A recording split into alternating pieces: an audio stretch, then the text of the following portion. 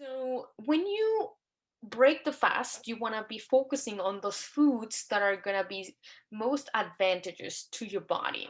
So when you're ready to eat after fasting, what do you eat?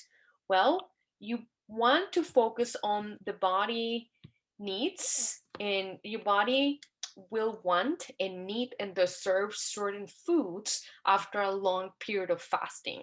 So it's not I fasted my 14 or 15 hours, now I just kind of get to eat whatever I want. The body will not perceive this as a technique, a strategy consistent with fasting, and it may not be super beneficial. So there's an emphasis on healthy fats, on micronutrients that drive fat oxidation, fat metabolism. Magnesium is great, B vitamins, and carnitine. If you're wondering about dosages, and types of these, happy to help you with that. High quality protein, unprocessed carbohydrate, and plant-based fiber. So let's take a look at this a little more in depth.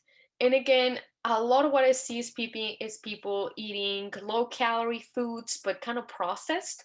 And this is a perfect example of a client who came to see me because they had started keto and fasting at the same time, and they were having this shake, which it's really not the best. It wasn't the best for them at that time. That's why they had plateaued.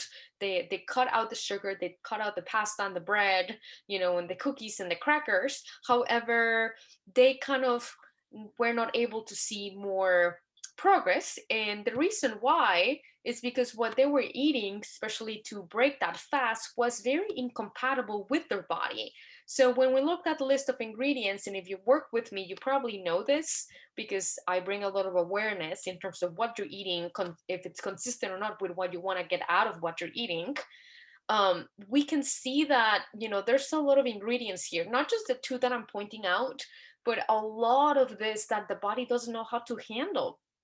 So if you want to burn the foods that you eat, and if you want your body to unfold these molecules of food that we consume, you want to think about food as a present.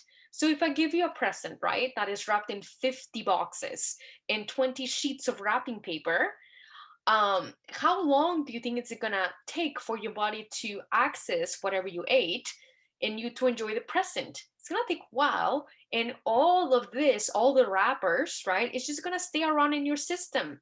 So what I've learned is that artificial sweeteners and also other ingredients in processed foods have been studied and linked with obesity. And a lot of people don't know this. They think they're doing fasting when they're having their Coke Zero Cherry in the morning. Yes, has no calorie, but it's filled with artificial sweeteners, which really don't help the body. So, hoping to bring you some awareness on that.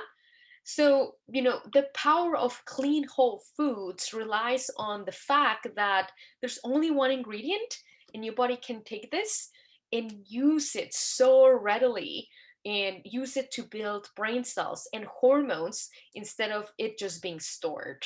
So, other key nutrients for intermittent fasting are going to be fiber from plant sources, not from psyllium. I don't have anything against psyllium, but you don't get the most out of the fiber that is from this source, and the body can become resistant to it.